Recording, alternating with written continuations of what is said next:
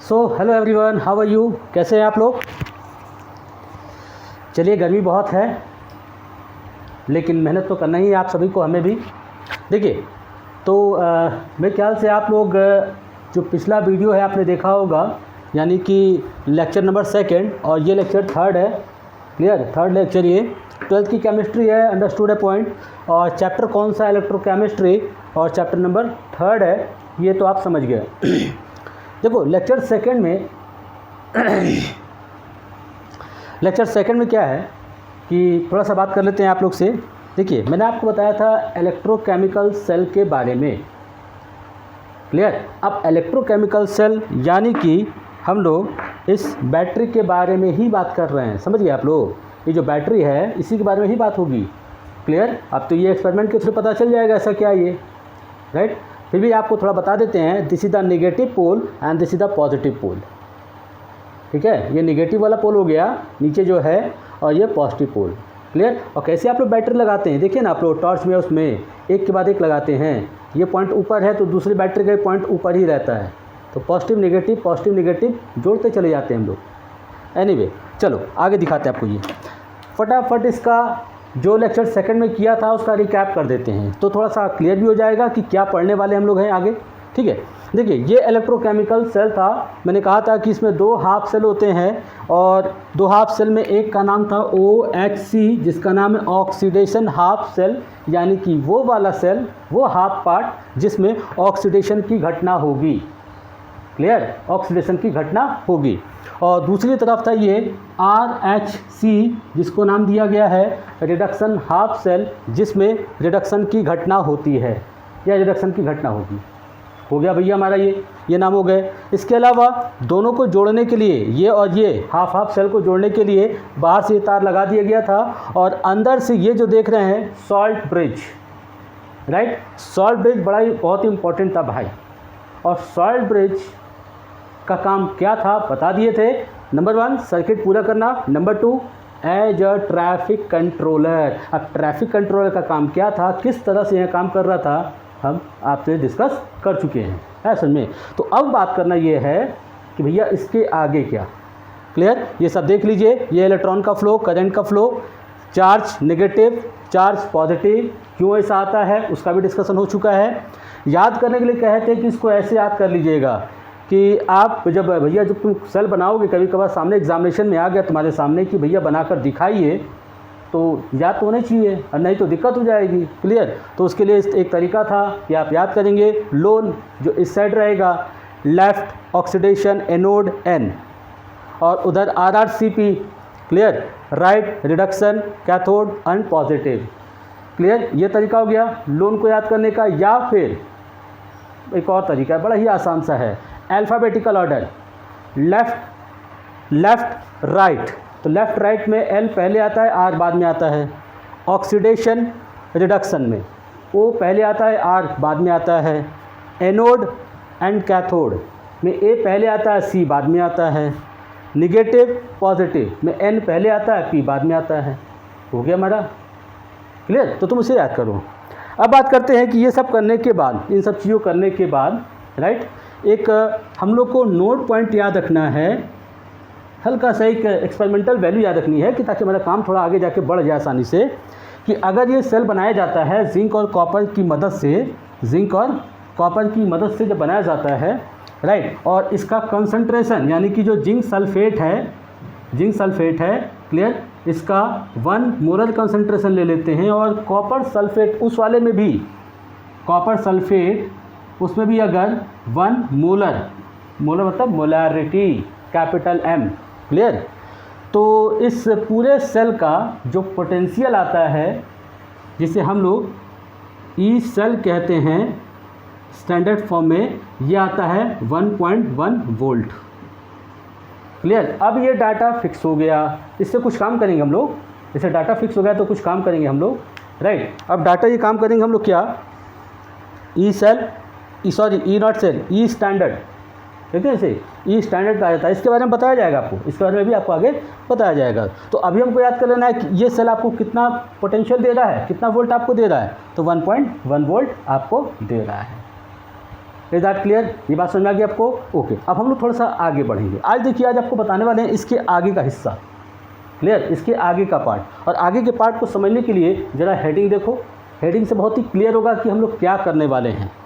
Right, यहाँ पर इसको इरेज कर देते हैं ये हेडिंग, और यहाँ पे हेडिंग लिखते हैं, देखिएगा आप लोग, functioning of cell in the presence of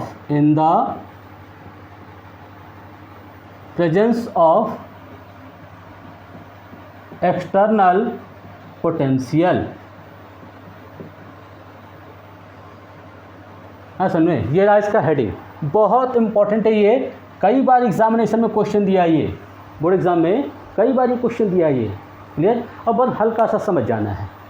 ये हेडिंग बताना चाहता आपसे कि जब आप इस सेल पर बाहर से पोटेंशियल देंगे, क्यों? क्योंकि बच्चे का सवाल तो ये है, कहेगा सर 1.1 वोल्ट है, एक काम करते हैं, हम सब बाहर से बैटरी लगा देते हैं और इसमें हम 1.1 वोल्ट से ज़्यादा पावर सप्लाई कर देते हैं, ज़्यादा वोल्ट सप्लाई कर देते हैं। बताइए क्या होगा?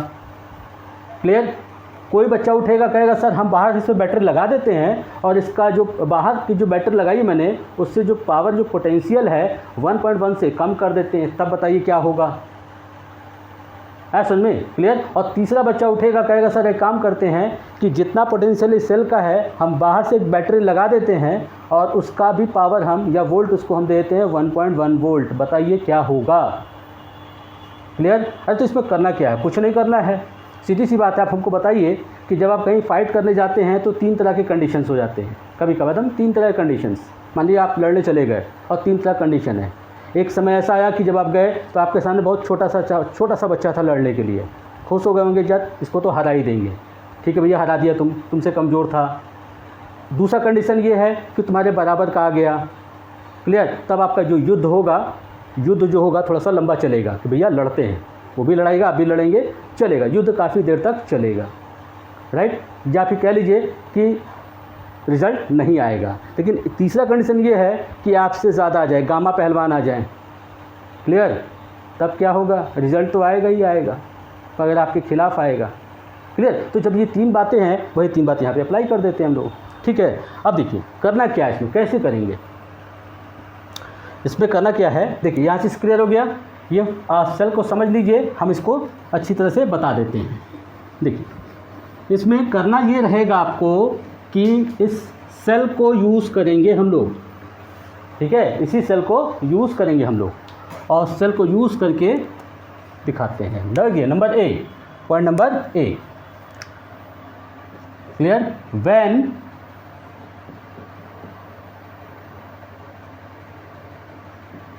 एक्सटर्नल पोटेंशियल,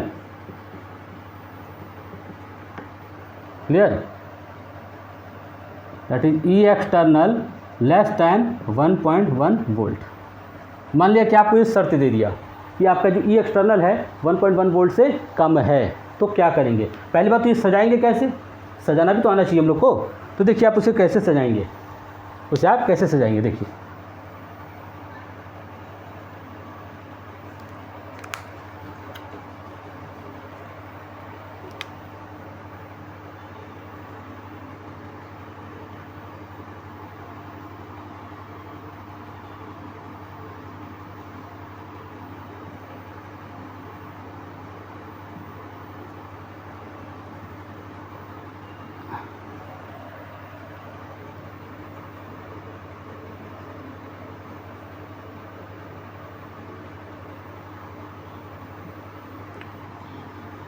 बस हम लोग का डायग्राम हो गया।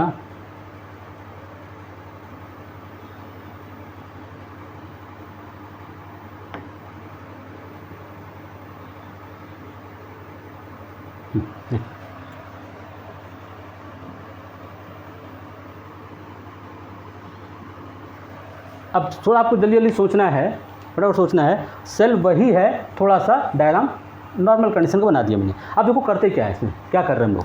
क्लियर? ये देखिए वही सेल हो गया, वही सब्सटेंस हो गया। क्लियर? वही आपका ये सॉल्ट ब्रिज हो गया, वही आपके वायर कनेक्ट हो गए। क्लियर? वायर आपके कनेक्ट हो गए। राइट। और यहाँ पे देखो बैटरी लगा दिए हैं, प्लस ये माइनस ये, और ये जो ई एक्सटर्नल है, क्लियर, जो सप्लाई कर रहे हैं वो लेस दैन 1.1 वोल्ट दे देते हैं, क्लियर। उस कंडीशन में जानते हैं क्या होगा, इसमें कोई चेंजेस नहीं आएगा, ये जैसा पहले था वैसा ही रहेगा, क्लियर। पहले भी 1.1 वोल्ट इस दे रहा था, ये अभी उतना ही दे रहा है। और अगर इससे कमज़ोर कोई आएगा तो क्या सेल की वर्किंग को कोई डिस्टर्ब कर पाएगा? नहीं कर पाएगा डिस्टर्ब, क्लियर। वो तो खुद ही कमज़ोर है, तो इसको कैसे डिस्टर्ब करेगा, क्लियर। तो ये अपना नॉर्मल वर्किंग करता रहेगा। अच्छा, नॉर्मल वर्किंग का मतलब समझे आप लोग क्या होगा कि जैसे ये आपका पहले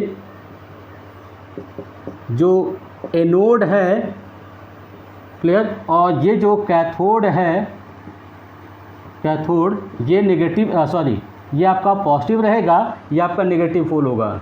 इलेक्ट्रॉन का फ्लो एनोड से कैथोड की तरफ जाएगा, जबकि कन्वेंशनल करंट का फ्लो हमेशा आपका क्या होगा, ये कैथोड से एनोड की तरफ आएगा। That is the normal condition, right. और जहाँ पे मटेरियल क्या होगा, डिपॉजिट होगा, और जहाँ पे मास थोड़ा थोड़ा कम होगा, थोड़ा सा दिखा देते हैं, यहाँ मास क्या होगा, थोड़ा कम होगा।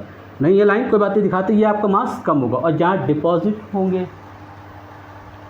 क्लियर हो गया हमारा काम। तो ये रहा, राइट। तो इसके लिए कुछ कंडीशंस अप्लाई कर देते हैं हम लोग, इसके लिए कुछ कंडीशंस अप्लाई कर देते हैं। अच्छा, मेरे ख्याल से मेरे स्टूडेंट्स को ये पता होना चाहिए कि ये क्या लगा रखा हम लोगों ने, क्या है ये, फिजिक्स पढ़ा होगा आप लोगों ने, रियोस्टैट, क्लियर, जिसमें हम लोग वेरिएबल रेजिस्टेंस को यूटिलाइज कर सकते हैं। यस, सही पहचान रहे होंगे आप लोग, रियोस्टैट ही है ये, राइट। और ये जहाँ तक ये डायरेक्शन है एमीटर का, दे दीजिए आप। ये आप जानते हैं कि इस कंडीशन में हम लोग 2-3 क्वेश्चन बना सकते हैं, क्लियर। सो कह सकते हैं कि इस कंडीशन में, so it act as electrochemical cell, electrochemical cell. दूसरा point, process will be spontaneous, clear, spontaneous, that is self directing। इसका मतलब समझे आप लोग, स्पॉन्टेनियस मतलब ये कि ये अपना काम खुद ब खुद करता रहेगा, भले ही ये बाहर से आए हैं कोई फ़र्क नहीं पड़ेगा। जैसे तुम चल रहे हो और गए लड़ने, भाई बहुत छोटा बच्चा लड़ने के लिए आ गया, साइड करोगे अपना आगे बढ़ जाओगे, क्लियर, कोई फ़र्क नहीं पड़ता कि आके तुम्हारा विरोध कर रहा हो, क्या विरोध करेगा वो, ठीक है। तुम साइड कर दिए, अपना काम कर रहे हो, तो अपने आप को डायरेक्ट खुद ही कर रहे हो। तो सेल्फ डायरेक्टिंग अपने आप को लेके चल रहा है। और process will be spontaneous, spontaneous का मतलब अपने आप होना। जैसे ये मार्कर है, अगर इसमें छोड़ दिया तो दैट इज़ कॉल्ड स्पॉन्टेनियस, लेकिन अगर मुझे इसे ऊपर लाना है तो फेंकना पड़ेगा, मुझे ताकत लगानी पड़ेगी, तो this is the spontaneous. Is that clear? तो ये 2 पॉइंट हो गया, इलेक्ट्रोकेमिकल सेल है, ये स्पॉन्टेनियस है। तो तीसरा पॉइंट कह सकते हैं हम लोग इसका कि इसका जो डेल जी है वो आता है नेगेटिव, क्लियर। डेल जी एक नया टर्म आ गया, लेकिन ये 11th के थर्मोडायनेमिक्स में पढ़ा जाता है। इसका नाम है गेट्स फ्री एनर्जी। और दम याद कर लो, उसको भर लो माइंड में, दम सेट कर लो, सब कहीं कोई चेंजेज आना ही नहीं है कि अगर सेल अपने आप काम कर रहा है, स्पॉन्टेनियस है, इलेक्ट्रोकेमिकल सेल की तरह काम कर रहा है, तो उसका डेल जी नेगेटिव आएगा। डेल जी नेगेटिव का मतलब ये आपका स्पॉन्टेनियस सिस्टम होगा। और साथ में इसका जो ई सेल होगा, ई सेल वो पॉजिटिव होगा, ठीक है। ई सेल कैसा रहेगा? पॉजिटिव रहेगा। ये डेटा हमारा अवेलेबल हो गया। ई सेल मतलब सेल का पोटेंशियल, वो पॉजिटिव वैल्यू देगा। और वैसे भी यहाँ पर इसकी वैल्यू कितनी है? 1.1 वोल्ट है, राइट। तो ये आपको पॉजिटिव वैल्यू देगा। तो कम से कम ये 4 पॉइंट तो हम लोग कर ही सकते हैं। बाकी इलेक्ट्रॉन का डायरेक्शन, करंट का डायरेक्शन, किस में क्या डिपॉजिट होगा, किस में क्या घटेगा, ऑक्सीडेशन रिडक्शन कहाँ हो रहा है, बट नेचुरली पहला पॉइंट क्लियर, ऐसे ही करना आपको, ये क्लियर, पहला पॉइंट क्लियर, हमको ऐसा ही करना है समझ में। अब अगर आप इसे पलट देते हैं, पॉइंट नंबर बी कर देते हैं, पॉइंट नंबर बी कर दिया आपने, और आपने क्या किया कि जो एक्सटर्नल पोटेंशियल है इससे आपने ग्रेटर दैन 1.1 वोल्ट कर दिया, क्लियर।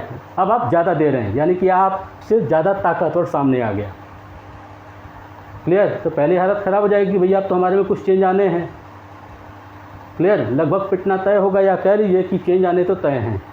तो ई एक्सटर्नल इस बार 1.1 वोल्ट कर दिया, तो देखिए क्या क्या चेंजेज आते हैं। चेंज को देखना है, याद नहीं करना है, चेंज को देखना है, चेंज क्या हो रहा है। E external greater than 1.1 volt, right. सब सेटअप लगाया है। एनोड देखिए ये पॉजिटिव हो जाएगा, कैथोड देखिए ये नेगेटिव हो जाएगा, और जब ये नेगेटिव हो गया तो ये आपका करंट का नहीं बल्कि इलेक्ट्रॉन का फ्लो हो गया, और ये जो है इस समय क्या हो गया, ये करंट का फ्लो हो गया। जहाँ मीटर का डायरेक्शन है ये चेंज कर जाएगा।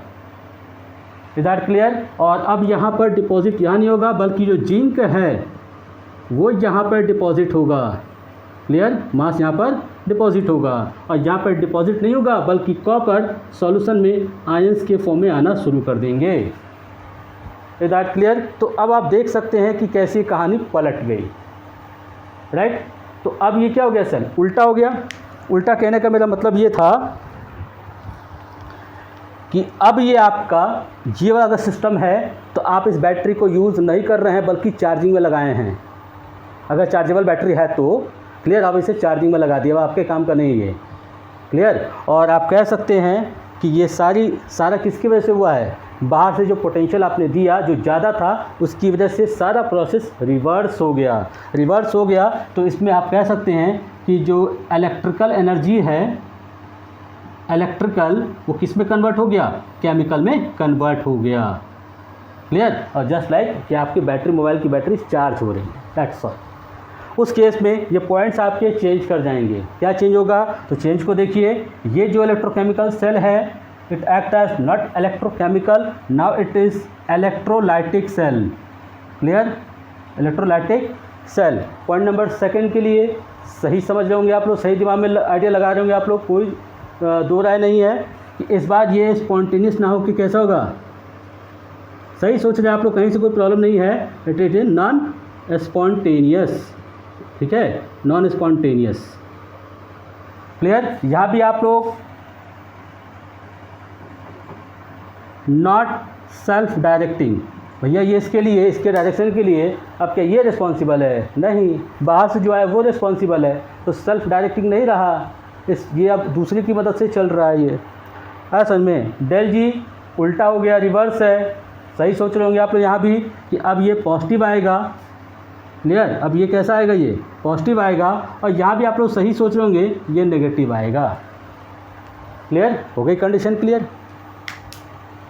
है समझ में। तो ये दूसरा कंडीशन है, ये दूसरा कंडीशन है। क्लियर। अच्छा, इसके पहले वाले में एकदम ध्यान रखिएगा कि केमिकल कन्वर्ट इनटू इलेक्ट्रिकल, लेकिन ये electrical into the chemical energy, ठीक है, electrical energy into the chemical energy. अच्छा, इसके बाद ये हुआ 2 पॉइंट। क्लियर, ये हुआ 2 पॉइंट। तीसरा पॉइंट क्या है इसका, तीसरा पॉइंट क्या है इसका, देखिए आप कंडीशन को बदल दीजिए। पॉइंट नंबर सी, ठीक है, पॉइंट नंबर सी।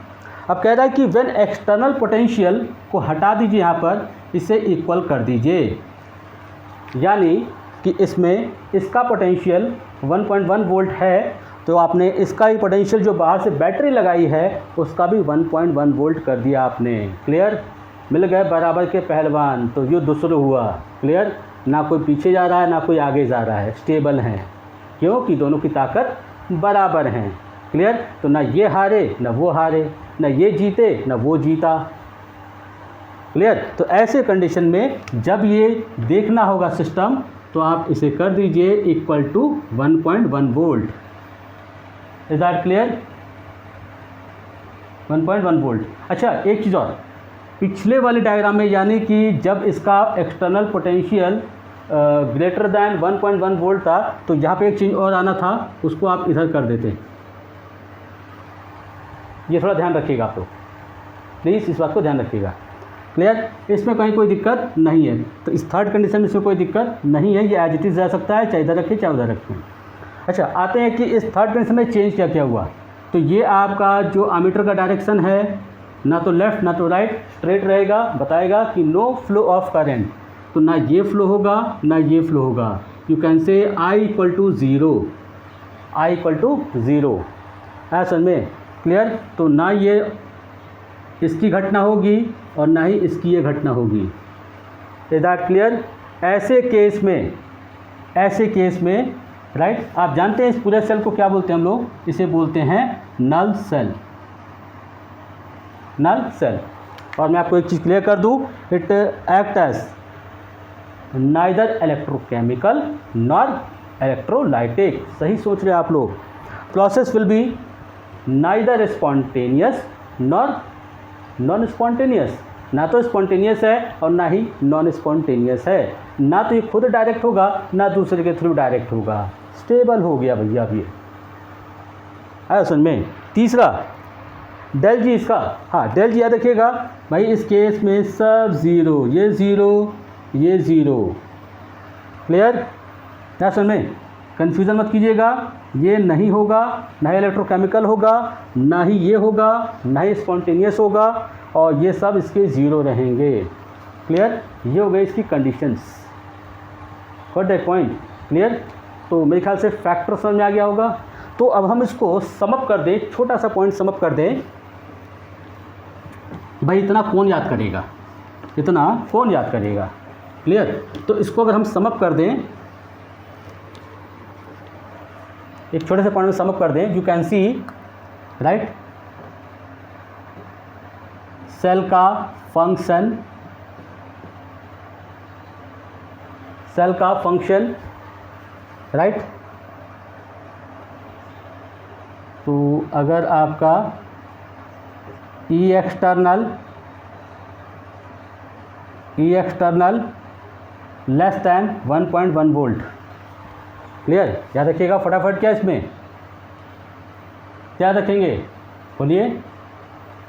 सॉरी, आप बोलेंगे क्या? बोलना तो मुझे पड़ेगा, सॉरी बोलना तो मुझे ना पड़ेगा, हम ना पढ़ा रहे हैं। अच्छा, ई एक्सटर्नल 1.1 वोल्ट से कम है तो आप इसे कह सकते हैं कि ये आपका कैसा है? इलेक्ट्रोकेमिकल है। क्लियर? और एक याद कर लीजिए, डेल जी नेगेटिव। बी E external greater than 1.1 volt, ये इलेक्ट्रोलाइटिक हो गया। क्लियर? और जो डेल जी है वो पॉजिटिव हो गया। सी नंबर, ई एक्सटर्नल आपका इक्वल टू 1.1 वोल्ट है। क्लियर? एक्चुअली इसे खाली कर दीजिए, गैप दे दीजिए, और जो डेल जी है वो इक्वल टू 0। हाँ समझे? हो गया इसे। इनफैक्ट हाँ, एक चीज़ लिख सकते हैं यहाँ पर, नल सेल हो जाएगा। तो बच्चों ये था आपका कौन सा पॉइंट, उसके फैक्टर्स, यानी कि आप कह लो कि बाहर से ताकत लगाने पर ये सारी घटनाएं होंगी। है समझे? तो ये बहुत ज़रूरी क्वेश्चन हो जाता है। अब बात करते हैं, एक छोटा सा पॉइंट और समझाते हैं आप लोग को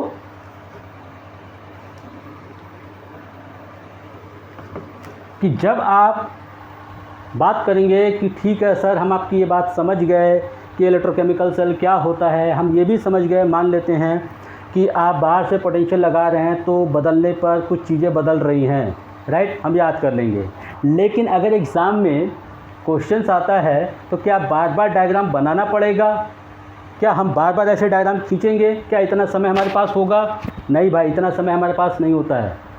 क्लियर? इतना समय हमारे पास नहीं होता है। तो क्या होता है कि जब बोर्ड को क्वेश्चन देना होता है तो भैया वो एक प्रेजेंटेशन का तरीका निकाल रखा है उन्होंने। ठीक है, उन्होंने एक प्रेजेंटेशन का तरीका निकाल रखा है कि भैया हम ऐसे इसको प्रेजेंट करेंगे। है समझ में? तो हम लोग यहाँ पर जो पॉइंट डिस्कस कर सकते हैं वो है representation of cell. Clear? Basically मान लीजिए अगर आप बात कर रहे हैं तो इलेक्ट्रोकेमिकल सेल की बात कर लीजिए, राइट। इसको कैसे प्रेजेंट करेंगे है समझे? तो प्रेजेंटेशन का तरीका बहुत ही आसान है, हम एग्जांपल के तौर पे दिखाते हैं। देखिए एग्जांपल कैसे करना है।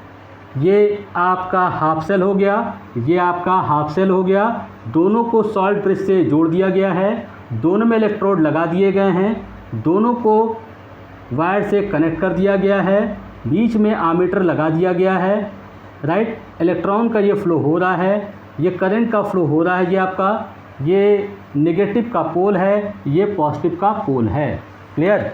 इससे ये पता चल रहा है कि यहाँ पर ऑक्सीडेशन की घटना हो रही है, जिंक कन्वर्ट हो रहा है Zn2+ में, राइट, और यहाँ पर अगर कॉपर 2+ है तो 2 इलेक्ट्रॉन रिसीव करके ये आपका रिड्यूस हो रहा है। क्लियर? एक जनरल बात हम लोग कर लेते हैं। हाँ, ये जरूर कह सकते हैं कि सर क्या हर बार जिंक और कॉपर ही होंगे क्या? नहीं, ऐसा नहीं होगा। जिंक और कॉपर के अलावा और भी बहुत सारे कपल मिलेंगे आपको, और भी बहुत सारे पेयर मिलेंगे जिनके बेस पर बनाया जाएगा, तो धीरे धीरे सामने आएगा, सब आएगा सामने। ठीक है, तो अभी इसकी बात कर लेते हैं फटाफट कि आप कैसे प्रेजेंट करेंगे। इसका प्रेजेंटेशन का तरीका बहुत सिंपल है। उन्होंने कहा है कि इस सेल को प्रेजेंट करने के लिए कॉपी पर आप क्या करेंगे, एक लाइन ड्रॉ कर देंगे, राइट, एक लाइन आप ड्रॉ कर देंगे। इस लाइन में इस साइड आप लोन वाले को शो करेंगे और इस साइड आप RRCP वाले को शो करेंगे, राइट, ऑफ कोर्स नेगेटिव, और ये कौन सा, ये positive pole. Is that clear? और इसके बीच में जो ये सॉल्ट ब्रिज लगा हुआ है, इसको 2 पैरेलल लाइन से सेपरेट कर देंगे। यानी कि IUPAC का जो रिकमेंडेशन है वो ये है कि हम इस सेल को, हाफ सेल को, यानी कि ऑक्सीडेशन हाफ सेल को और रिडक्शन हाफ सेल को हम लोग एक दूसरे से सेपरेट करेंगे by taking 2 a parallel line. ठीक है, 2 वर्टिकल पैरेलल लाइन लोगों को लेकर हम उसको सेपरेट कर देंगे। और जब इधर ऑक्सीडेशन का प्रोसेस है, राइट, तो जो जिंक आपका है, राइट, वो Zn2+ में ऐसा दिखाया जाएगा, और ये आपका जो है कॉपर 2+ वो आपको कॉपर फॉर्म में दिखाया जाएगा। क्लियर? ध्यान रहे, हम यहाँ पे एक चीज़ हम क्लियर कर रहे हैं आपको कि जब आप लोन की साइड वाले को प्रेजेंट करोगे, राइट, प्रेजेंट करोगे आप लोग, तो पहले आपका एटॉमिक फॉर्म स्लैश, क्लियर, यहाँ पे सेमीकोलन भी यूज़ किया जा सकता है, बट हम लोग स्लैश ले लेते हैं, एक लाइन यूज़ कर लेते हैं, और जिंक, फिर उसका आयनिक फॉर्म दिखाया जाएगा। जबकि इसमें, क्लियर, पहले आयनिक फॉर्म दिखाया जाएगा स्लैश, उसके बाद से उसका एटॉमिक फॉर्म। और भी बात क्लियर कर देते हैं कि जिंक यानी कि एटॉमिक फॉर्म में जो भी है वो सॉलिड फेज में रहता है। ये एटॉमिक फॉर्म में है सॉलिड फेज, ये एटॉमिक फॉर्म में है सॉलिड फेज, और आयंस जो है वो सॉलिड नहीं, हमेशा क्या सॉल्यूशन में जाता है। तो this is the aqueous form and this is the aqueous form. Clear? इससे प्रेजेंटेशन करने का तरीका पता चल जाता है। और इसको एकदम से शॉर्ट में कुछ ऐसा लिख लेते हैं, देखिएगा, जिंक Zn2+, क्लियर, एक हाफ सेल हो गया, राइट, एक हाफ सेल हो गया, इसको सेपरेट कर देते हैं। ये लीजिए, ये रहा पैरेलल लाइन, सॉल्ट ब्रिज हो गया, क्लियर, और उसके बाद से रिडक्शन वाला पार्ट, तो copper 2+ convert into the copper. ये रहा उतने बड़े सेल का प्रेजेंटेशन। ठीक है, इतने बड़े सेल का ये प्रेजेंटेशन। इसका physical state of course you can write, ये सॉलिड, ये एक्वस फॉर्म, ये solid, sorry, this is the aqueous form and this is what, solid, right. अब आगे हम लोग इस पर कंसंट्रेशन को भी जोड़ सकते हैं। जो आयनिक फॉर्म है ना, यहाँ पे इसकी कंसंट्रेशन को भी दिखाया जा सकता है, यहाँ भी दिखा सकते हैं और आप यहाँ भी दिखा सकते हैं, है समझ में। तो ये आपका पार्ट क्या हो गया, दैट इज प्रेजेंटेशन। क्लियर? क्या हो गया आपका, ये प्रेजेंटेशन हो गया। एक एग्जांपल और हम देते हैं, शायद आप लोग समझ में आ जाए आप लोग को। देखिए, मान लिया कि एक सेल ले रहे हैं, कॉपर और सिल्वर पेयर, इसका लेते हैं, इसे इलेक्ट्रोकेमिकल सेल बना रहे हैं, ठीक है। और हम क्या है कि इसका रिएक्शन दिखा देते हैं, क्योंकि आपको तो पता है नहीं कि सिल्वर में ऑक्सीडेशन होगा या कॉपर में ऑक्सीडेशन होगा, ये तो अभी डिस्कस किया ही नहीं आपने, लेकिन पता चल जाएगा, आप ही बताएंगे। तो कॉपर और सिल्वर में अगर बात करें तो रिएक्शन हम लिख देते हैं कि copper plus Ag plus convert into copper 2 plus Ag, right. मैंने कहा इसका प्रेजेंटेशन सिर्फ करके आप दिखाएं, इसका आप प्रेजेंटेशन करके दिखाएं। जानते हैं आप लोग क्या गलत करेंगे इसमें, देखिए हम बताते हैं आपको। इसको प्रेजेंटेशन करने के लिए देखिए, इसमें ये वाला पार्ट ऑक्सीडेशन का है और ये वाला पार्ट रिडक्शन का है। तो कम से कम आप इतना लिख सकते हैं कि सर कॉपर 2+ में एक सॉल्ट ब्रिज लगा देते हैं, सॉल्ट ब्रिज लग गया और Ag प्लस Ag में, क्लियर। लेकिन यहाँ पर हम Ag प्लस नहीं लिखेंगे बल्कि 2Ag लिखेंगे और यहाँ भी 2Ag लिखेंगे।